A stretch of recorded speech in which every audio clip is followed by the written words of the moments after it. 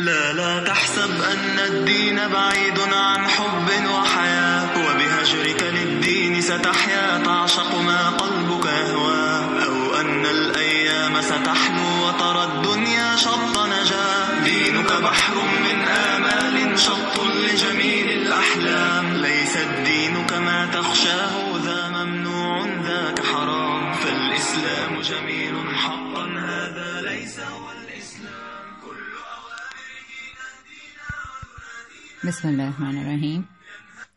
جی آخر میں ایک چیز جو ہمیں اس میں ہمیں سمجھنی ہے وہ یہ ہے کہ روزے کے مقصد کے حوالے سے آپ نے بہت سارے آرٹیکلز اور لیکچر سنتے رہتے ہوں گے.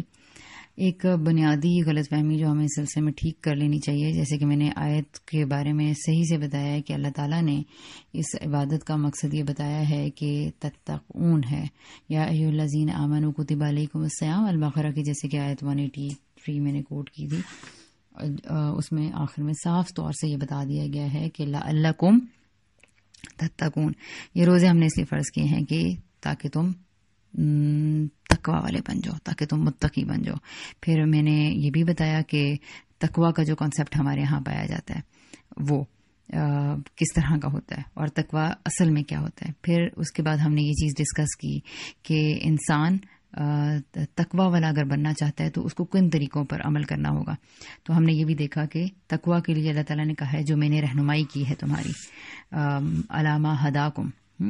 تو ہمیں تکبیر کے لیے، خدا کی شکر گزاری کے لیے اور تزکیہ کے لیے وہی کام کرنے ہیں جو ہمیں اللہ تعالیٰ نے بتائے ہیں. ٹھیک ہے جی. پھر اس کے بعد ہم نے یہ دیکھا کہ عبادات کیا رول پلے کرتی ہیں تقوی کے حصول کے لیے. لیکن اس سے پہلے یہ چیز بتائی تھی کہ پورا دین ایک انسان کے پیش نظر رہنا چاہیے، اور وہ پورے دین کے ہم نے کنٹینٹ دیکھا کہ کیا ہے، وہ ہے قرآن اور سنت. اور یہ چیزیں ہمیں دین کی طرف، دین کے پورا پکچر ہمارے سامنے لے کر آتی ہیں. اور پھر اس میں ہم نے دیکھا کہ کیا ہے ہمارے سامنے قرآن کی آیات ہیں. اور پھر ہم نے دیکھا کہ اللہ تعالیٰ وہ آیت جو میں نے سورہ الجمعہ کی آپ کے سامنے پڑھی کہ اللہ تعالیٰ نے اپنے نبی کو امیوں میں اس لیے بھیجا کہ وہ آیات کی تلاوت کرتا ہے، یعنی کہ ان کو کتاب اور حکمت سکھاتا ہے. کتاب اور حکمت کے ہم نے مباحث بھی دیکھے کہ کیا ہوتے ہیں. اور پھر یہ دیکھا کہ پورے دین کا مقصد کیا ہے، تو وہ دیکھا کہ جی کیا ہے تزکیہ، تاکہ وہ ان کا تزکیہ کرے. آیات کی تلاوت کرتا ہے، وہ یزکی ہیں، تو پاک کرتا ہے. تو ہم نے تزکیہ بیسیکلی کرنے کی اہمیت کو جانا تھا کہ یہ وہ بنیادی ہدف ہے پورے دین کی عبادات اور چیزوں کا، احکامات کا جو ہمیں حاصل کرنا ہے، پیوریفیکیشن. اور پاکیزگی کے لیے ہم نے یہ چیز آگے پڑھی کہ تقوی ہونا ضروری ہے، گاڈ کانشیسنس ہونا ضروری ہے ہمارے اندر. تو اس کا مطلب یہ ہے کہ جو انسان پاکیزہ ہوگا وہی جنت میں جائے گا، اور جنت میں جانے کے لیے ہمیں اگر خود کو یہ کرنا ہے تو اس کا مطلب ہے کہ ایک بیج اپنے اندر بونا پڑے گا. وہ کون سا ہے؟ وہ تقویٰ کا بیج ہے. اور وہ بیج بونے کے لیے بہترین موسم کون سا ہے؟ جیسے کہ ابھی ہم نے لاسٹ اس میں دیکھا تھا کہ وہ ہے جی رمضان کا موسم. اور اب خاص اوقات بھی ہیں جیسے نمازیں ہیں اور دیگر عبادات کو بھی ہم نے دیکھا کہ وہ کس طرح سے تقویٰ ہمارے اندر پیدا کرتی ہیں. لیکن روزے کی خصوصی اہمیت اور انفرادی پہلو اس کا ہم نے دیکھا ہے کہ وہ کس طرح سے تقویٰ کی آبیاری کے لیے ہماری مدد کرتا ہے. رائٹ. اب اس کے بعد یہ ساری چیزیں ذہن میں اگر ہوں تو پھر ہم یہ نہیں کہیں گے جی کہ روزہ رکھنے سے صحت بڑی اچھی ہوتی ہے، جی وہ یہ ہمارے اندر ٹاکسنس کو کھا جاتا ہے، کینسر کا خاتمہ ہوتا ہے، بیماریاں جاتی ہیں. اس کے طبی فوائد، اس کے سائنسی فوائد، اور میں خود بھی بے شمار قسم کے یہ فوائد بیان کرتی رہی ہوں. لیکن مجھے اس وقت یہ نہیں معلوم تھا کہ بنیادی فائدہ یا کسی عبادت کی جو علت ہوتی ہے سب سے پہلے اس کو ملحوظ رکھنا چاہیے، اور جو باقی سارے فوائد ہیں جن سے کتابیں بھری ہوئی ہیں یا جو بیان ہوتے رہتے ہیں ان کو کسی اور حیثیت میں بیان کرنا چاہیے. عبادت کے بنیادی مقصد کے ساتھ گڑبڑ نہیں کرنا چاہیے، کیونکہ وہ جو اللہ تعالیٰ نے عبادت کا مقصد رکھا وہ اتنا بڑا ہے. یعنی آپ کے اندر پوری آپ کے کریٹر کا شعور ہر لمحہ بیدار ہو رہا ہے. تو یہ احساس آپ کے اندر پیدا ہو رہا ہے، اور جو آپ کے دن رات معاملات، آپ کا اٹھنا بیٹھنا ٹھیک کر دے گا، آپ کی زندگی کو سنوار دے گا، آپ کی آخرت کو سنوار دے گا، اس کے نتیجے میں آپ کو ابدی زندگی دے دے گا. یہ سارے فوائد. اور دوسری طرف جی آپ کو بیماری سے نجات مل جائے گی، آپ جو ان سا ہے وہ کینسر سے بچ جائیں گے. بلا شبہ بہت بڑی بڑی بیماریاں ہیں اور فوائد بھی ان ساری چیزوں کے ہوتے ہیں، لیکن یہ سارے کے سارے فائدے چھوٹے ہیں جو اصل فائدہ ہے اس کی نسبت. یہ بیسیکلی فرق ہے جو میں نے بڑی مشکل سے سمجھا ہے اور اسی لیے میں آپ کو بھی بتانا چاہ رہی ہوں. اچھا، تو روزے کے مقصد کے حوالے سے پھر اس کا مطلب تھوڑی سی خصوصی گفتگو کر لینی چاہیے. وہ کیا ہے کہ یہ کس طرح سے، اب وہ پروسیس ذرا میکینزم سمجھ لیجئے کہ جو کہ تقوی کو ہمارے اندر پیدا کر دیتا ہے. یہ میکینزم اگر ایک دفعہ سمجھ میں آ جائے اور اگر ہم اسے ریئلائز کر لیں، ذہن نشین کر لیں، تو آپ یقین کریں کہ آپ کو ساری عبادات کے بارے میں جستجو ہوگی کہ اچھا پھر ہم ان کی بھی علت جانیں اور اس کی بھی دیکھیں کہ وہ کس طرح سے عبادات کام کرتی ہیں ہمیں زبردست بنانے کے لیے. تو پہلی چیز جو تقوی روزے کے حوالے سے ہمارے اندر ہے وہ یہ جی کہ روزہ، دیکھیں تقوی بھی بیسیکلی کیا ہے، انسان اپنے دن اور رات میں اپنے آپ کو لمٹائز کر لیتا ہے، مقررہ حدود کا پابند کر لیتا ہے. ٹھیک ہے، اور روزہ یہ بتاتا ہے کہ ایک انسان دل کی گہرائی سے خدا سے ڈرتا ہے کہ وہ تنہائی میں بھی ان پابندیوں کو نہیں توڑتا ہے. تو اس سلسلے میں کہ یہ پیدا کس طرح سے ہوتا ہے، پہلی چیز یہ جو آپ کھانے پینے سے بچتے ہیں، یہ احساس آدمی کے ذہن میں پوری قوت کے ساتھ بیدار ہوتا ہے کہ وہ اللہ کا بندہ ہے. یعنی وہ یہ عبادت، وہ یہ جب روزہ رکھتا ہے نا تو وہ یہ بات ثابت کرتا ہے پورا دن، اور اس کے اندر یہ احساس وہ اپنے آپ کو بھی ایک طرح سے ریمائنڈر دے رہا ہوتا ہے کہ وہ خدا کا بندہ ہے. آپ دیکھیں وہ ہم لوگوں کے بارے میں بڑے بدگمان ہوتے ہیں اور ہمیں مجموعی طور پر لگ بھی ایسے ہی رہا ہوتا ہے کہ جی آج کل تو زمانہ اس طرح کا ہے کہ کسی نے خدا یاد ہی نہیں آتا، خدا سارے نے بھول گئے. تو جب ہم اس طرح کی باتیں سوچ رہے ہوتے ہیں تو اب یہ دیکھیں وہ لوگ روزہ بھی رکھ رہے ہوتے ہیں، اس سے لوگوں کو ایک ریمائنڈر ملتا ہے وہ کریٹڈ ہیں، وہ کسی کے بندے ہیں، وہ کسی کے سامنے ہتھیار ڈالنے کو تیار ہیں، وہ کچھ پابندیاں اپنے اوپر لگانے کو اب بھی تیار ہیں، اور وہ پابندیاں جائز ضروریات پر لگانے کے لیے تیار ہیں. تو یہ جو فیکٹر ہے سب سے پہلے شدید زور کے ساتھ اس کے ذہن کو، وہ اپنے دل، دماغ، اس کی روح، اس کا جسم، یہ ہر سیل اس کا باور کر رہا ہوتا ہے روزہ رکھ کے کہ وہ اللہ کا بندہ ہے. اللہ کی وجہ سے اس نے اپنے اوپر یہ پابندیاں عائد کی ہیں. تو صبح سے لے کے شام تک وہ کچھ نہ کھاتا نہ پیتا ہے، جس سے اس کے اندر یہ سوچ بھی پیدا ہوتی ہے، جیسے کہ میں نے بتایا کہ بیرونی فیکٹرز بھی منقطع ہو چکے ہوتے ہیں جو اس کے اندر وسوسہ اندازیاں کر رہے ہوتے ہیں، تو وہ اس کے اندر یہ سوچ پیدا ہوتی ہے. وہ اپنی سوچ کو بھی پاکیزہ کرنے کی کوشش کر رہا ہوتا ہے کہ اگر میں ان جائز ضروریات پہ پابندی لگا سکتا ہوں تو اسی اللہ کی خاطر جس کا میں بندہ ہوں، میں اپنی جائز چیزوں کو کیوں نہ، ناجائز چیزوں کو اور خرابیوں کو کیوں نہ چھوڑ دوں. تو اس کے اندر ایک محرک پیدا ہوتا ہے کہ وہ برائیوں کو بھی چھوڑے اور ان سے بھی دستبردار ہو. اچھا، اس کے علاوہ آپ یہ دیکھیے کہ جب وہ روزے کی صورت میں تنہائی میں اکیلے میں بھی کچھ نہیں کھاتا، کچھ نہیں پیتا اور غلط سوچنے سے، غلط بولنے سے بچتا ہے، تو اس کا مطلب یہ ہوتا ہے کہ انسان اپنا ایمان اللہ تعالیٰ کو اس طرح پیش کرتا ہے، ایک زندہ وجود کی صورت میں انسان جو ہیں وہ اپنا ایمان اللہ تعالیٰ کے سامنے حاضر کر دیتے ہیں کہ اور اس کا ایمان ریوائیو، یہی وہ چیز ہے جو اس کے ایمان کو ریوائیو کرتی ہے اور اس کو جو انرجی بوسٹ ملتا ہے، ایمان کا بوسٹ ملتا ہے کہ جس کے بعد وہ محض اللہ تعالیٰ کو ایک خدا نہیں مانتا، بلکہ وہ اللہ تعالیٰ کو ایک سمیع، ایک بصیر، ایک علیم، ایک حکیم اور قائم بالقسط ہستی کے طور پر مانتا ہے. یعنی کہ اس بات کا مطلب یہ ہے کہ وہ اللہ تعالیٰ کو ایک زندہ ہستی کے طور پر اپنے ساتھ ریلیٹ کرتا ہوا، اپنے ساتھ کھڑا ہوا محسوس کرتا ہے. دن میں، صبح میں، شام میں جھوٹ بولنے سے بچتا ہے، جب سوچنے سے غلط بچتا ہے، جب اچھے کام کرتا ہے، جب برائی سے، غیبت سے، برا نا تول کر دینے سے، اور پھر اسی طرح برا کچھ سننے سے پرہیز کرتا ہے، تو وہ یہ سمجھ رہا ہوتا ہے کہ اللہ مجھے دیکھ رہا ہے، اللہ مجھے سن رہا ہے، اللہ میرے دماغ کے خیالات کو پڑھ رہا ہے. اور اس نے یہ عبادت کیوں رکھی ہے؟ وہ علیم ہے، وہ حکیم ہے، اور اس طرح سے وہ خدا تعالیٰ سے کہ ایک ان کو بولے بغیر وہ خدا کے لیکن انہی صفات سے آشنا ہو رہا ہوتا ہے. It's amazing, it's amazing. ٹھیک ہے جی. تو یہ تقویٰ پیدا کرنے کے لیے سب سے پہلی چیز ہے کہ وہ یہ جانے کہ وہ کسی کا بندہ ہے، وہ اپنی آزادی پر، وہ اپنی مرضی پر کسی اور کی مرضی کو قائم کرنے کو تیار ہے، وہ اپنے اوپر کسی اور کا تسلط قائم کرنے پر، قائم ہونے پہ راضی ہے۔ تو کیا بات ہے جی اس انسان کی، اگر ہم اسی اسپرٹ کو زندہ رکھیں، یہ ہو تو رہی ہوتی ہے لیکن شعوری طور پر اگر ہم اس کو اپنے آپ کو ریمائنڈ کروائیں تو کیا بات ہے۔ پھر دوسری چیز کیا روزہ رکھ کے ہمارے اندر پیدا ہوتی ہے، جیسا کہ بار بار میں یہ بتانا چاہ رہی ہوں کہ روزے کی انفرادیت کیا ہے دیگر عبادات کی نسبت۔ تو دوسری چیز جو انسان کے دل، دماغ، اس کی روح کی گہرائیوں میں روزہ اتار دیتا ہے وہ یہ ہے کہ اس کو اللہ تعالیٰ کے سامنے حاضر ہونا ہے۔ یعنی ماننے کو تو دیکھیں ہم یہ بات مانتے ہیں، لیکن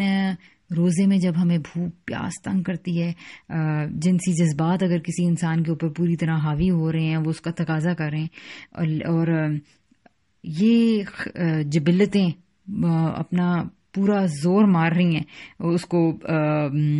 بے قابو کرنے کے لیے کہ جی آپ اپنی ضروریات کی تسکین کریں، تو اس صورت میں بھی وہ کیا کرتا ہے، اللہ کی خاطر اپنے مطالبات کو روکے رکھتا ہے، اور اسے پتہ ہے کہ اگر میں نے ادنا درجے میں بھی ان پابندیوں کا سے انحراف کیا تو میں اللہ تعالیٰ کے سامنے کیا منہ لے کر حاضر ہوں گا۔ یعنی وہ یہ جانتا ہوتا ہے، اس کے وہ بڑا اچھا ایک ورڈ ہے کہ وہ اپنے دماغ کے نہا خانے میں بھی اس چیز کو جانتا ہوتا ہے کہ جی میں نے اگر ایک گھونٹ بھی اندر کیا نا تو وہ خدا دیکھ لے گا، خدا کو پتہ چل جائے گا۔ تو یہ احساس اس کے اندر یہ بات پیدا کرتا ہے کہ تم نے کسی کے پاس جانا ہے، کسی کو اپنے اعمال، اپنے احکام کا حساب کتاب دینا ہے۔ تو رمضان کا پورا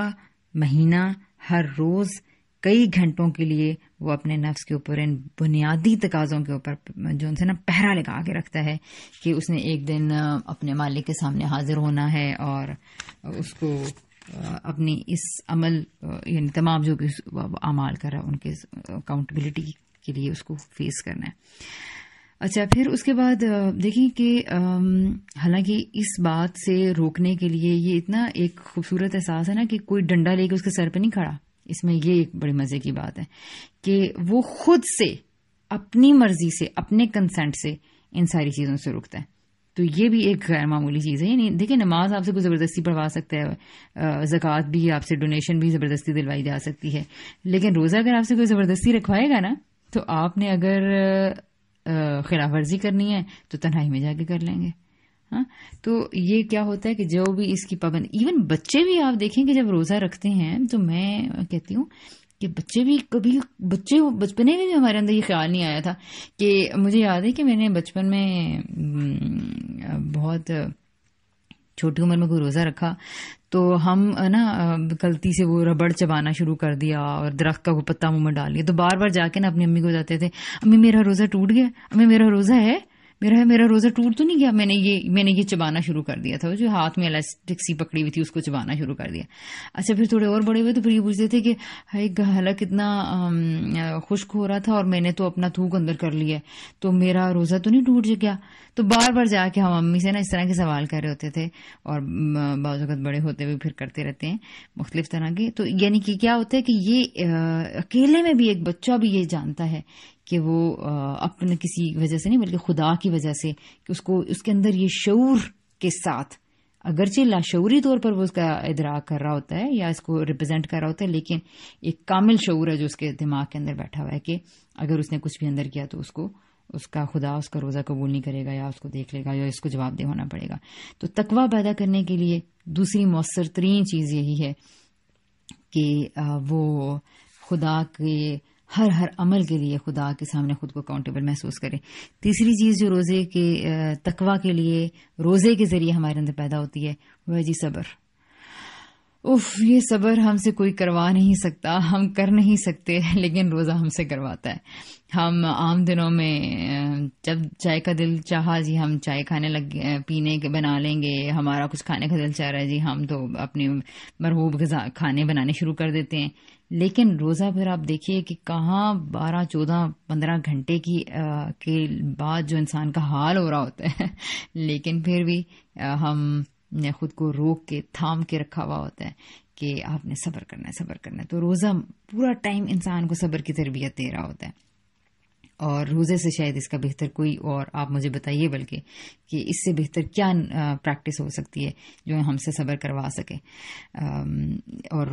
جو کہ خاص طور پر کھانے اور پینے اور اپنی جبلتوں کے اعتبار سے اس طرح سے خدا کا مطالبہ کو پورا کرنا. یہ جو صبر، یہ جو سیلف کنٹرول کی تربیت اور یہ جو ایک ٹریننگ کیمپ میں ہونے کا کانسیپٹ ہے، یہ جب ہمارے اوپر حاوی ہوتا ہے تو ہمارے اندر یہ جذبہ پیدا ہوتا ہے کہ باقی دنوں میں بھی ہم اسی طریقے سے اللہ تعالیٰ کے مطالبات کو پورا کریں، سچ بولیں،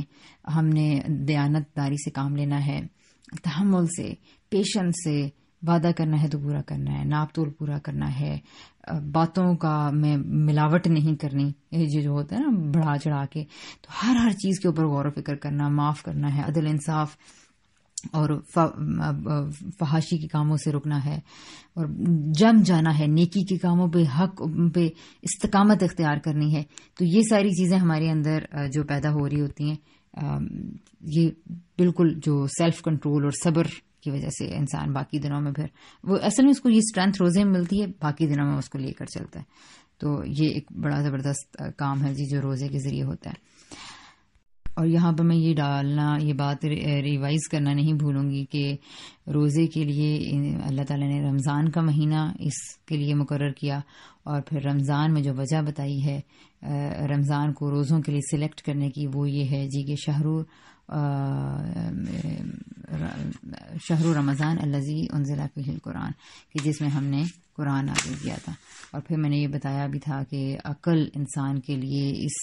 دنیا میں بہت بڑا اثاثہ ہے، بہت بڑی نعمت ہے، لیکن اس سے بھی بڑی نعمت انسان کے لیے خدا کی طرف سے رہنمائی، خدا کی طرف سے آنے والی ہدایت. اس سے بڑا کیا احساس ہو سکتا ہے، کیا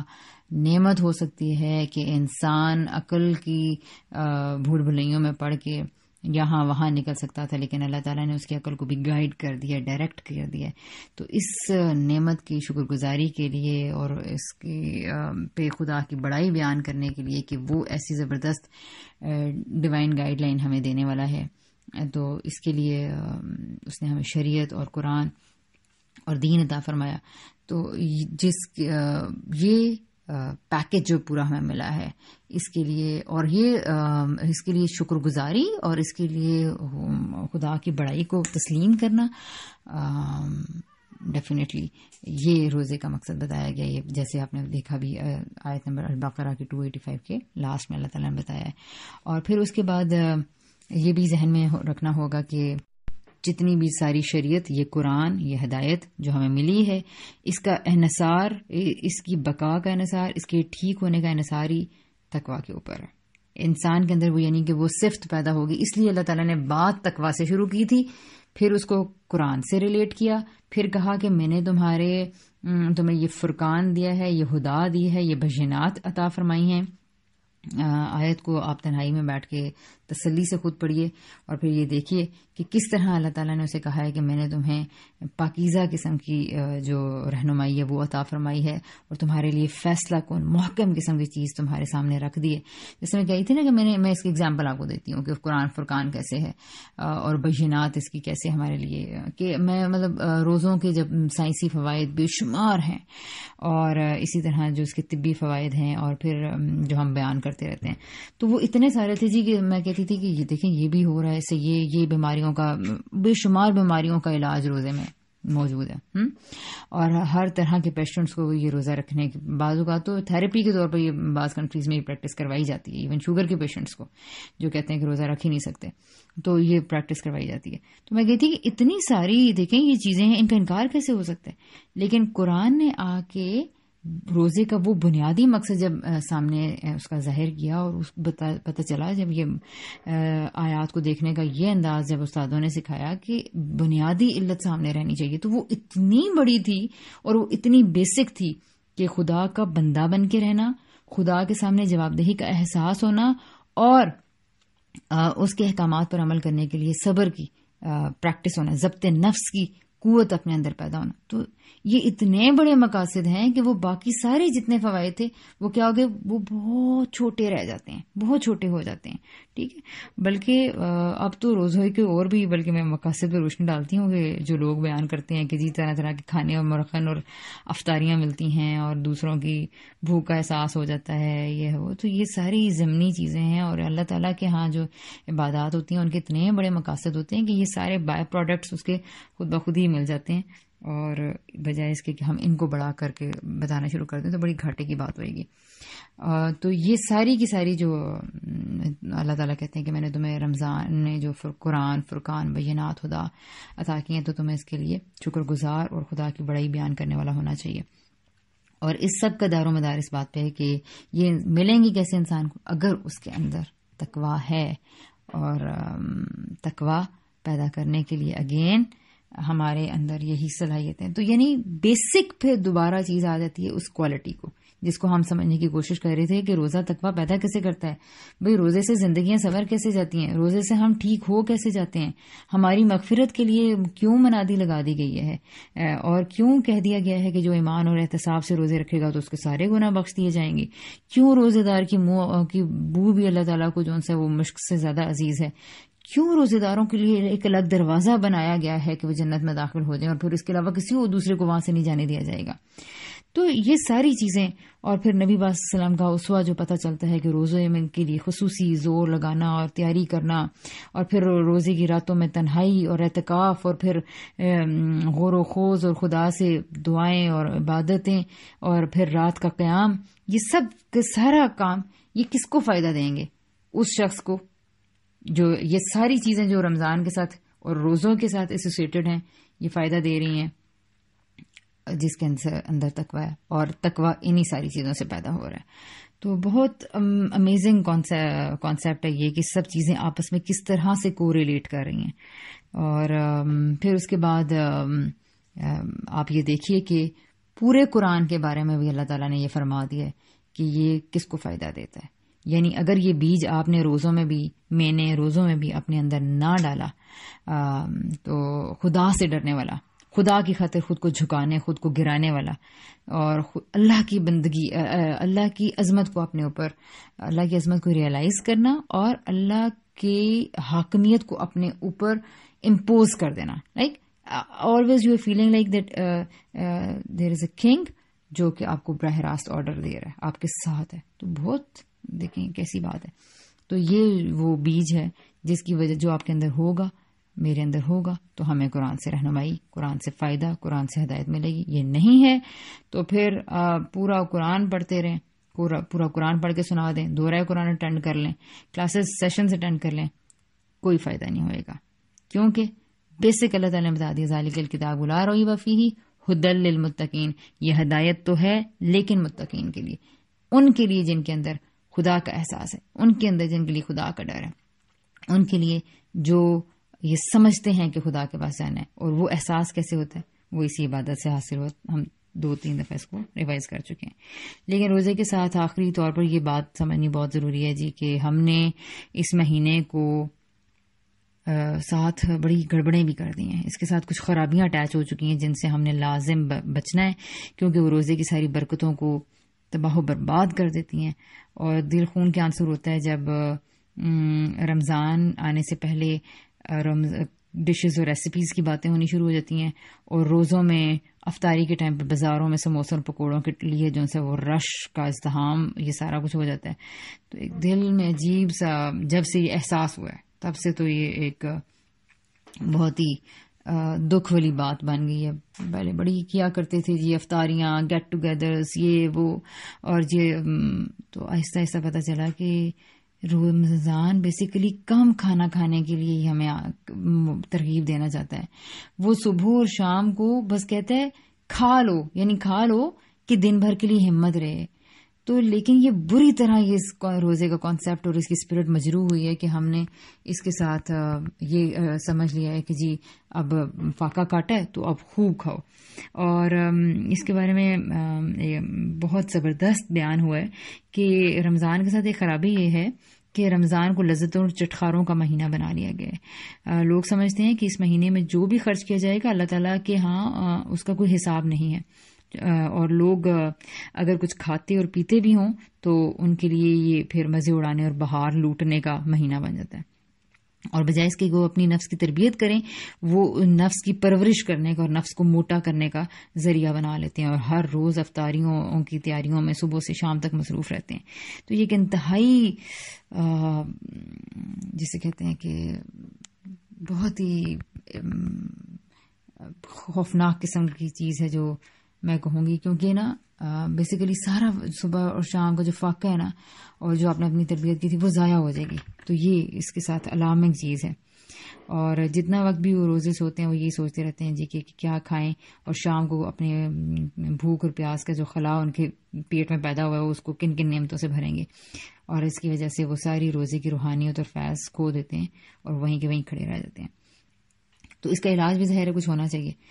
اور اس کا علاج یہ ہے کہ آدمی اپنے اندر کام کی قوت کو باقی رکھنے کے لیے بس کھائے پیے, لیکن اتنا کھائے جتنے سے وہ اپنے مقاصد کو پورا کر سکے. تو سحری میں بھی بے شمار پراٹھے کھانے سے ہمیں گریز کرنا چاہیے, اور افطاری میں بھی جگ اور وہ شربتوں کے جو جگ اپنے اندر انڈیلنے سے تھوڑا ہمیں گریز کرنا چاہیے. پہلے ایک آدھ کھجور کھا کے ویسے بھی پانی کا گلاس پینا چاہیے, ورنہ تو پھر وہ حال ہوتا ہے کہ انسان مغرب کی نماز پڑھنے کے قابل نہیں رہتا. اور اس کے علاوہ طریقہ نبی اکرم صلی اللہ علیہ وسلم والا اپنانے کی ہمیں کوشش کرنی چاہیے کہ اپنا مال اس وقت اپنے سودوں سلفوں سے بچا کر ہمیں غریبوں کی پرورش کے اوپر لگانا چاہیے. اور نبی روزے کی برکتوں کو بڑھانے کے لیے نبی پاک صلی اللہ علیہ وسلم نے انفاق کی طرف توجہ دلائی ہے. اور سیدنا عباس کی ایک روایت ہے کہ نبی عباس صلی اللہ علیہ وسلم عام دنوں میں تو فیاض تھے ہی, لیکن رمضان میں تو گویا سراپا جود و کرم بن جاتے تھے. یعنی کہ رمضان میں جو آپ کی خرچ کرنے کی مقدار تھی وہ انتہائی شدید ہو جاتی تھی, بہت زیادہ, یعنی آپ اس کے اوپر توجہ کرتے. دوسری خرابی روزے کے ساتھ یہ ہے کہ بھوک پیاس میں کیا ہوتا ہے جی کہ انسان کی طبیعت میں تیزی آ جاتی ہے, اور روزے کو بجائے اس کے کہ وہ روزے کے ذریعے اپنی اصلاح کریں, اپنے آپ کو کنٹرول کریں. اور مدرز ہم لوگ کیا کرتے ہیں, ہم اونچا بول رہے ہوتے ہیں, بچوں کے اوپر غصہ آ رہا ہے, چیخ رہے ہیں, اور ساتھ ساتھ میں نا ہم تو یہ بھی کہہ رہے ہوتے ہیں میرا روزہ ہے, میرا روزہ ہے, اور میرا روزہ تو, اور ساتھ ساتھ میں ہم بولے بھی جا رہے ہیں میرا روزہ تو خراب کرواؤ گے, ہم یہ کہہ رہے ہوتے ہیں. اور اسی طرح مرد حضرات اپنی ڈیوٹی کر کے آتے ہیں تو وہ بھی احسان جتا رہے ہوتے ہیں جی کہ ہم روزے میں باہر سے ڈیوٹی کر کے آئے, اب تو چلیں بہت سارے مرد چھٹیوں پہ کورونا کی وجہ سے, تو سلسلہ سنا ویسے ہی بڑا گرم ہوا ہوا ہے گھروں کے اندر. تو اس چیز کے اوپر شدید اصلاح کرنی ہے اور کنٹرول کرنا ہے کہ اگر بھوک پیاس سے ہم چڑچڑے ہو رہے ہیں, اور ظہر کے بعد تو حالت بہت ہی بری ہو جاتی ہے, تو اونچا بولنا, چڑچڑا ہونا, جو منہ میں آیا کہہ دینا, اور گالیوں کی بچھاڑ. ایکسیڈنٹس آپ دیکھیں زیادہ اسی ٹائم پہ ہو رہے ہوتے ہیں سڑکوں پہ, مارنے پیٹنے تک نوبت آ جاتی ہے, اور انسان اپنے آپ کو یہ کہہ کے مطمئن کر لیتا ہے جی کہ ہم خیر ہے, روزے میں تو ایسا ہوتا ہی ہے. تو ان سب چیزوں سے بیسیکلی اوائڈ کرنا ہے, اپنے آپ کو تربیت کرنی ہے. اس کا علاج یہ ہے کہ نبی پاک نے روزے کے بارے میں یہ فرمایا ہے کہ جب اس طرح کی غصے والی کیفیات آنے لگیں تو ہم نے کیا کرنا ہے کہ روزے کو ایک ڈھال کے طور پر استعمال کرنا ہے, اور جہاں اشتعال ہمارے اندر پیدا ہو ہم اپنے آپ کو ریمائنڈر دیں میرا روزہ ہے. اسی لیے آپ دیکھیں کہ بخاری کی روایت ہے کہ الصیام جنہ, روزہ کیا ہے, ڈھال ہے. فلا یرفس ولا یجہل, اور کیا کرو لہذا تم نہ فحش گوئی کرو, فحاشی کی باتیں کرو, اور نہ ہی جہالت کرو. تو نبی پاک صلی اللہ علیہ وسلم نے روزے کو ایک ڈھال کے طور پر, ایک شیلڈ کے طور پر یوز کرنے کے لیے کہا ہے کہ ہم اس طرح بچیں ان غلط کاموں کو کرنے سے.